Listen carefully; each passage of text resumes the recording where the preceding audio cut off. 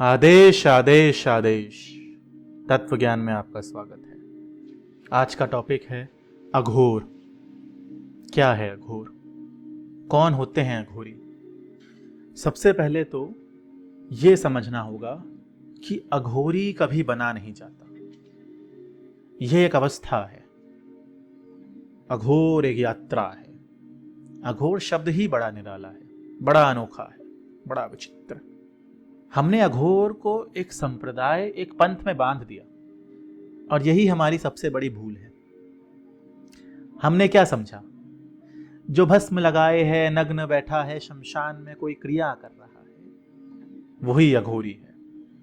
लेकिन ये सोचना, ये मानना बहुत बड़ी बचकानी बात हुई। क्योंकि अगर ये सत्य है तो ना जाने कितने बेकार भटके हुए लोग चले जाए शमशान में, कुछ क्रिया कर ले, भस्म लगा ले, नग्न हो जाए, तो क्या वो अघोरी हो गए? क्या वो शिव तक पहुंचे? क्या वो जीव से शिव बने? क्या वो अघोर समझे? नहीं समझे ना। संसार से भागकर जो शमशान में बैठे, वो कहां से अघोरी हो सकता है? जिंदा लोगों को तुम झेल ना सके और मुर्दों को और भूत पिशाचों को कैसे झेलोगे फिर? कभी सोचना इस बारे में। शिव अघोरी हैं, लेकिन शिव ने कभी पार्वती को नहीं छोड़ा शमशान के लिए। शिव ने संसार और शमशान को साथ में रखकर जीना सिखाया। वो जब सांसारिक जीवन में कदम भी रखे तो शमशान के सत्य के साथ। उनकी शादी में भूत पिशाच नाचे। ये यही बताते हैं कि वो संसार और शमशान को साथ लेके चले। शिव ने विपरीत चीजों को साथ रखकर जीना सिखाया। आज आप सोचिए, संसार और शमशान कितना विपरीत है एक दूसरे से, पूर्णतः विपरीत है।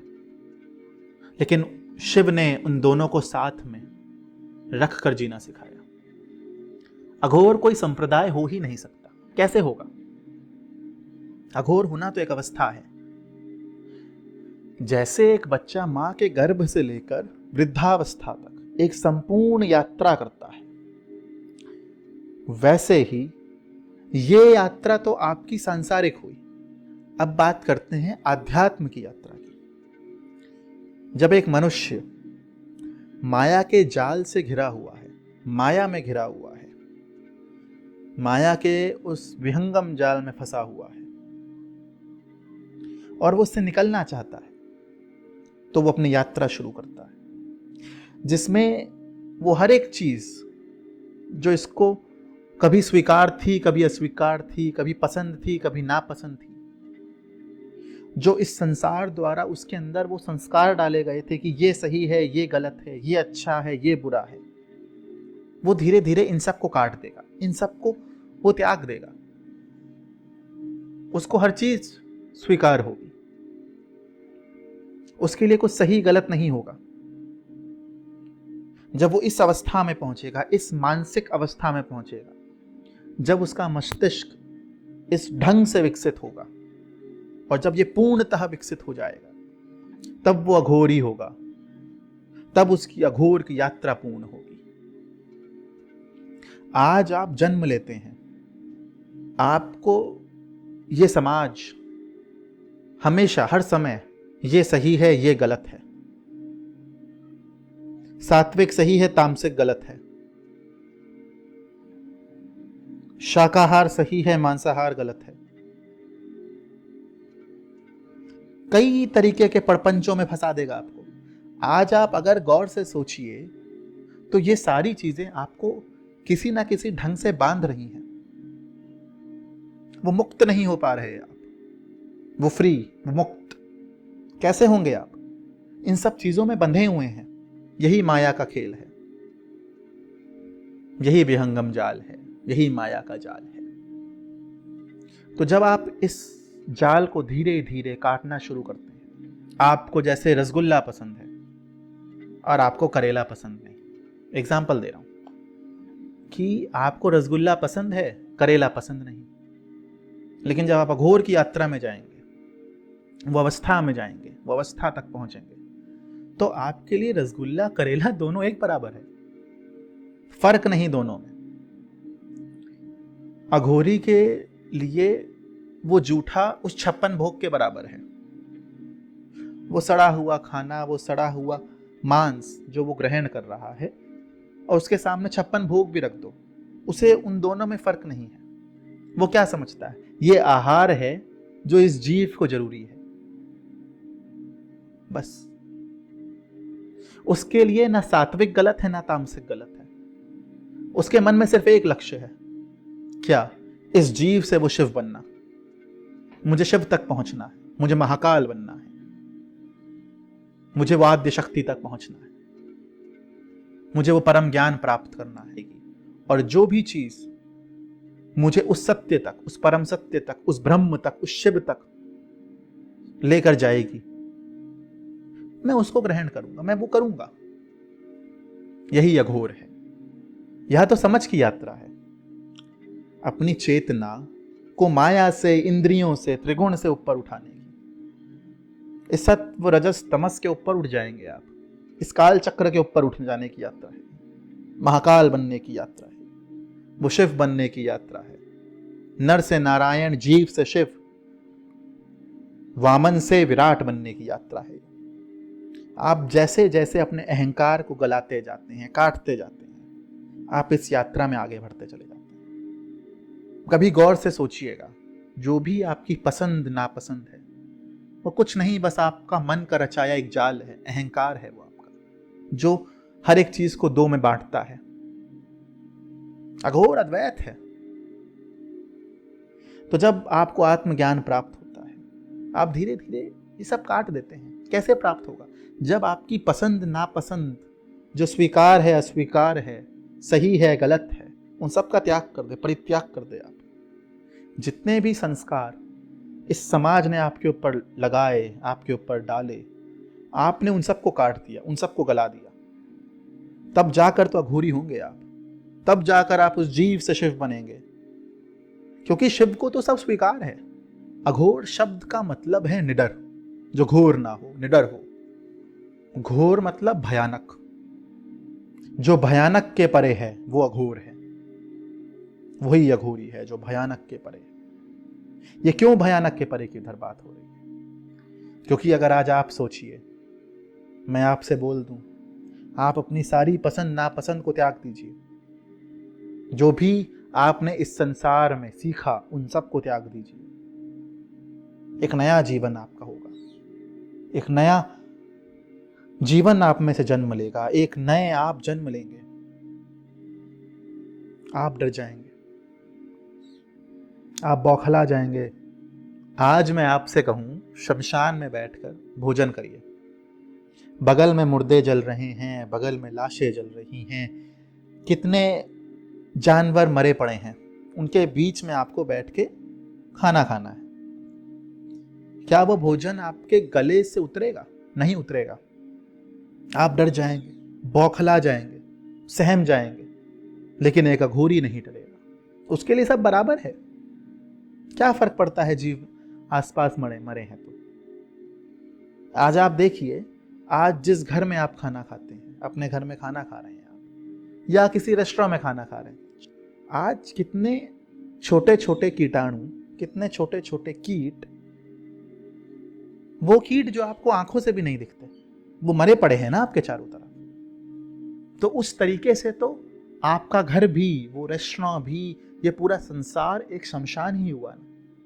लेकिन आपको अपना घर कभी शमशान नहीं लगता। क्यों नहीं लगता? क्योंकि अभी तक वो आपको आत्मबोध नहीं हुआ, वो आत्मज्ञान नहीं हुआ। तो अभी भी आप इस देह को सत्य मानते हैं, वो आत्मा को सत्य नहीं मानते।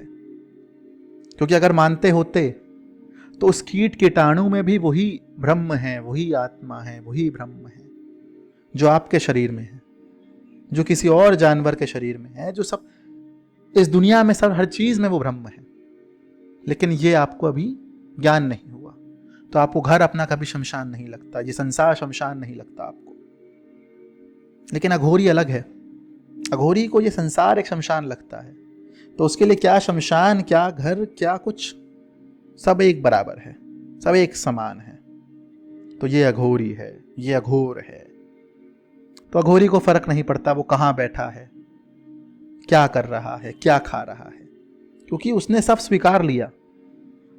उसको हर चीज के अंदर वो ब्रह्म दिख रहा है, वो शिव दिख रहा है, वो उस महाकाल बनने की यात्रा में आगे बढ़ चुका है। तो जब आप अघोर में कदम रखते हैं, अघोर की यात्रा शुरू करते हैं, तो सबसे पहले तो गुरु आपकी नापसंद पसंद समझेगा।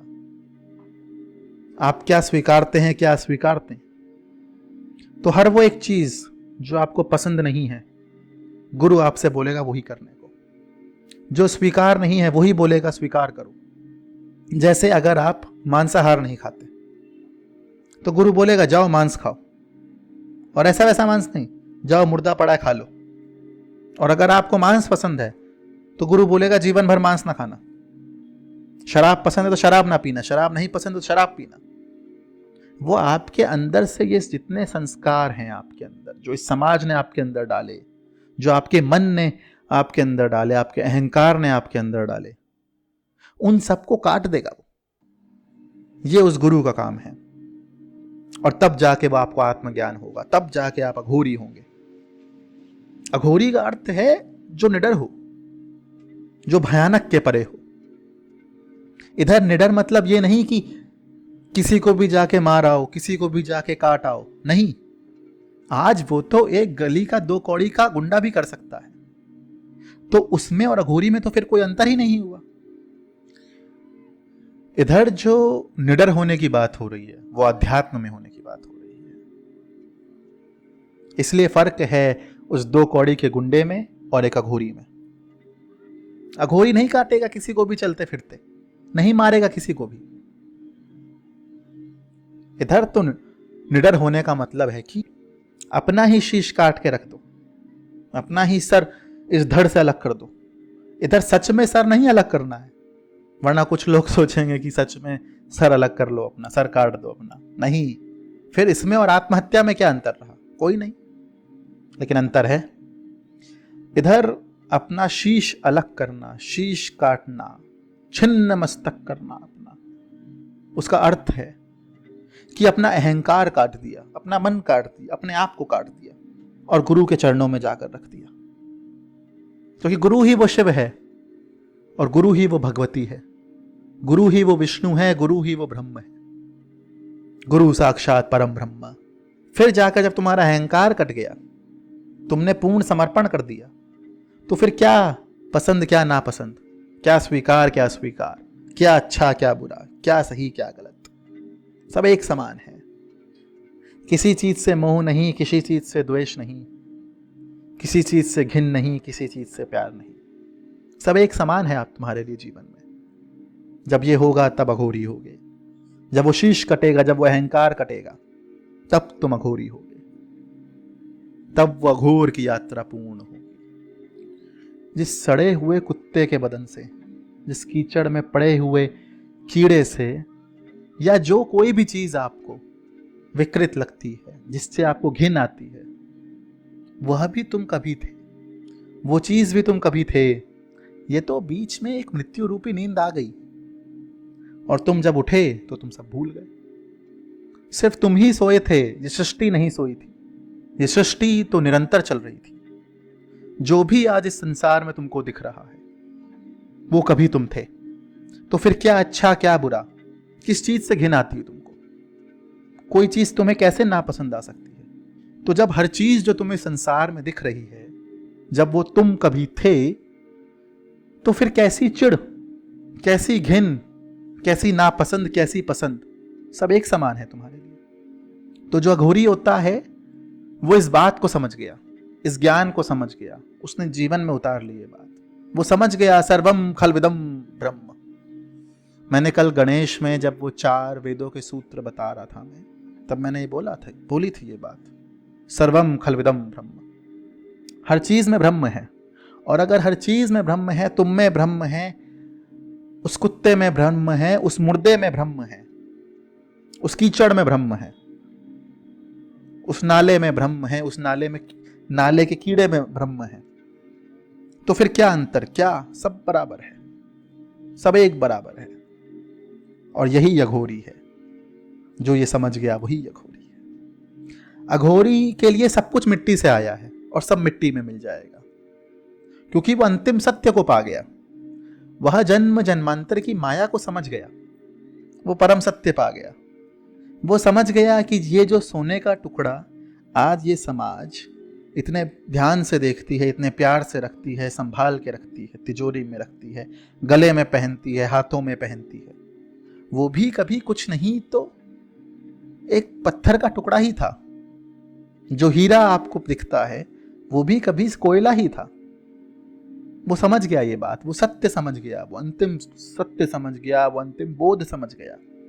वही अघोरी है और उसकी अघोर की यात्रा पूर्ण हुई। वह जीव से शिव बन गया, वो वामन से विराट बन गया, वो नर से नारायण बन गया। कृष्ण ने कहा है कि धार्यते इति धर्मः, वही अघोर पंथ का मंत्र है, वही अघोरी के लिए मंत्र है। ये शिव ने खुद कहा है, क्योंकि वो इस संसार में रहते हुए भी उन्होंने सब कुछ स्वीकारा। उनका मन कभी विचलित नहीं हुआ, वो स्थिर रहे, वो स्थित प्रज्ञावस्था में रहे। जो उस युद्ध में मुस्कुरा रहा था वो सिर्फ एक था, वो था कृष्ण। आज आपको मैं एक युद्ध में भेज दूं, इधर मृत्यु उधर मृत्यु, इधर खून उधर खून, आप मुस्कुरा सकेंगे? नहीं, कृष्ण मुस्कुरा रहे थे, वही मुस्कुरा सकते हैं, वही सबसे बड़े अघोरी हैं। तो याद रखिएगा आज से, जो मुंड माला पहन के डरावना सा दिख रहा है ना, जरूरी नहीं वो घोरी हो। सच्चा घोरी तो वो है जो आपके सामने से गुजर भी जाएगा, आपको पता नहीं चलेगा। यह पूर्णता उस मानसिक अवस्था को ऊपर उठाने की बात है, दिखावे की नहीं। तो आज के लिए इतना ही। जय माई की। ओम काली। आदेश आदेश आदेश।